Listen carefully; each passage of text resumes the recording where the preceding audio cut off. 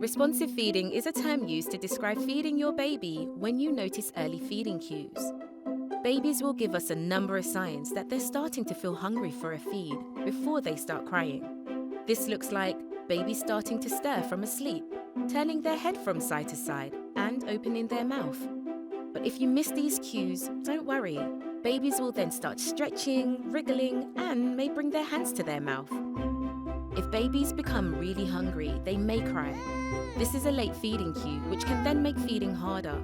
If your baby is crying, they will need calming first before a feed is offered. Don't be surprised if you notice your baby giving feeding cues often. Babies need feeding frequently because they only have tiny tummies, so this is normal. You don't need to count the feeds or space them out, as this can actually reduce your milk supply. You can't overfeed a breastfed baby, so don't worry about this. Breastfeeding is a two-way thing. You can offer a feed for your needs too. If your breasts feel full, to fit with your plans that day, or just because you want to. Babies also go to the breast for other needs like comfort, closeness, reassurance, and pain relief.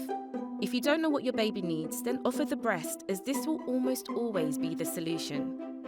Whichever way you're feeding, we encourage to keep your baby close and be responsive to their needs. Humans are carry mammals, which means it's normal for babies to be held lots when they're young. A baby needs this closeness to their main caregiver to feel safe and secure. Because of this, babies need us throughout the day and the night, so it's normal and protective for them to wake frequently.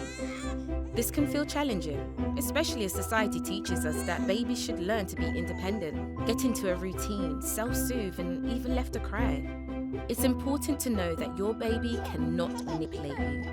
You cannot spoil your baby with cuddles and love. Whenever you meet your baby's needs in this way, both of you release a hormone called oxytocin, which creates a feeling of well-being. And it also helps to build your baby's brain connections. Evidence shows that responding to babies' needs for closeness, comfort, and frequent feeds when they're small means that they're more likely to be confident and secure as they get older.